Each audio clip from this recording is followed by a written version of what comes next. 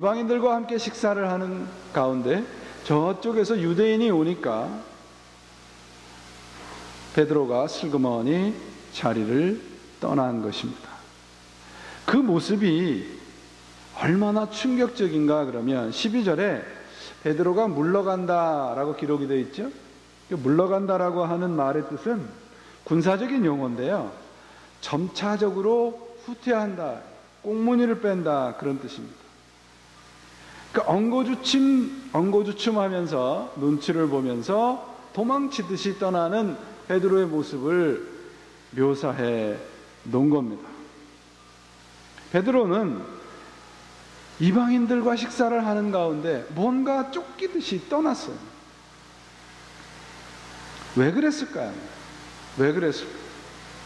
베드로는 사소한 일로 물론 구설주에 오르는 것을 염두에 두었던 것으로 보입니다. 그 베드로의 행동에 대한 파장은 엄청난 것이었어요. 3절에 보면 외식한다라고 되어 있습니다. 안디옥 교인들과 그리고 그 안디옥 교회의 목사였던, 여기 누가 나옵니까? 안디옥 교회 목사인 바울과 또 누가 나옵니까? 바나바도 외식하는 사람이 되었습니다. 외식한다라고 하는 건 무슨 뜻인가요? 외식한다라고 하는 건 연기한다는 거예요. 가면을 쓰고 연기하는 거예요. 쇼업하는 겁니다.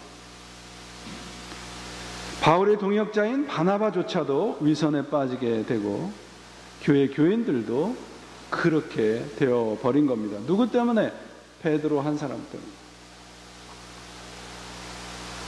여러분, 수리아 안디옥 교회가 어떤 교회였나요? 성경 요새 어디까지 읽으세요?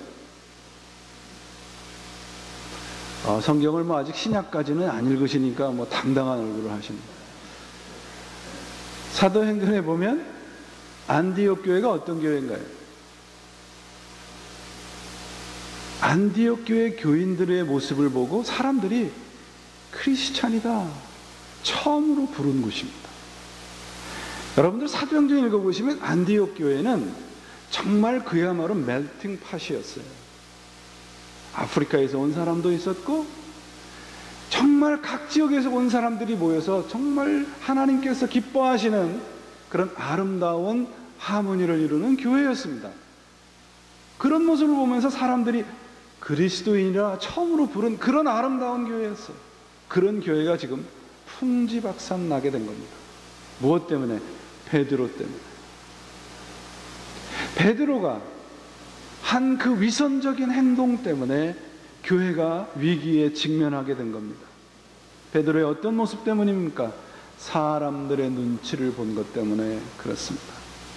오늘 본문을 보시면 야고보에서 온 사람들을 보고 두려워했다, 그렇게 기록을 하고 있어요. 사람들을 두려워한 겁니다. 여러분, 목회자가 사람들의 눈치를 보기 시작할 때 나타나는 교회의 모습이 바로 오늘 본문에 나타나는 안디옥 교회의 모습이에요. 두려움의 대상은 사람이 아니라 하나님이어야 합니다. 사람을 무시하라는 말이 아니에요. 제가 여러분을 무시해도 된다, 그런 뜻이 아니라 하나님의 말씀이 선포되고 그대로 사는 일에 있어서 사람들의 인기나 사람들의 인정에 연연하지 말라는 겁니다. 목회자가 그렇게 시작하면 교회는 사람들이 주인이 되기 시작합니다. 그러면 다들 연기하듯 신앙생활을 하는 거예요. 베드로는 사람인지라 실수도 할 수 있습니다. 그렇다면 왜 베드로가 실수했느냐, 그 말이에요. 아까도 말씀드렸듯이 12절에 할례를 받은 사람들이 오는 것을 보고 두려워했기 때문이에요. 그 사람들의 어떤 모습이 두려웠을까요? 이것은 베드로가 예수를 만나기 이전에 함께 살았던 사람들, 그들과 함께 나누었던 생활의 습관들, 익숙하고 편안한 사람들의 입소문이 두려웠던 겁니다. 베드로는 유대인입니까? 이방인입니까? 네? 이런 것도 대답을 시원찮게 하시네. 유대인입니다. 그리고 그는 교회의 그 당시 예루살렘 교회 수장이었고 예수 그리스도의 수제자였습니다. 그런데 그는 아직 유대인이라고 하는 익숙한 것에서 떠나지 못했습니다. 이 문제는 초대교회, 그 당시 초대교회의 문제점을 아주 잘 드러낸 사건입니다. 교회 주류는 유대인으로서 그리스도를 믿은 사람들이에요. 유대 그리스도인들이었습니다. 그들은 여전히 그들에게 익숙한 율법적인 사고방식에서 벗어나지 못했습니다. 그래서 자꾸 율법을 교회 안으로 끌어들인 거예요. 우리 한국 교인들은요, 미국의 그 허버트라는 선교사님이 한국 교회 교인들에 대해서 조사를 하면서 이렇게 결론을 내렸어요. 한국 그리스도인들은 생활할 때는 유교적이고 신앙은 무교적이다. 유교가 우리 삶 속에 얼마나 깊은 뿌리를 내리고 있습니까? 그러니까 살 때는 그냥 유교를 믿는 사람들과 비슷하게 살고, 신앙생활에는 무당을 믿는 무교적인 신앙을 가지고 있다. 그렇게 지적을 했습니다. 이 당시에 유대 그리스도인들이 그랬다, 그 말입니다. 이 사건에서 우리에게 전해주는 진리가 뭔가요? 베드로의 충격적인 모습에서 우리들에게 가르쳐주는 진리는, 신앙이란 가장 먼저 내가 익숙한 것에서부터 떠나는 것입니다. 왜냐하면 우리 사람들은 익숙한 것을 의지하기 때문에 그래요. 베드로는 바로 이 익숙한 예전의 삶에서 떠나는 것을 두려워했던 겁니다. 여러분, 요새 젊은이들에게 익숙한 게 뭐예요? 예? 승영 씨, 뭐가 익숙해요? 이거잖아요. 폰, 아이폰. 미국 교회 요새 문제가 되는 게 뭔지 아세요? 예배 시간에도 밑에서 다 이거 하고 있는 거예요. 눈은 여기를 바라보고 있는데 손은 딴짓하고 있는 겁니다. 이건 제 말이 아니라 미국 교회 지금 문제점을 밝히고 있는 리포터에서 나온 겁니다. 생각이 다른 데가 있어요.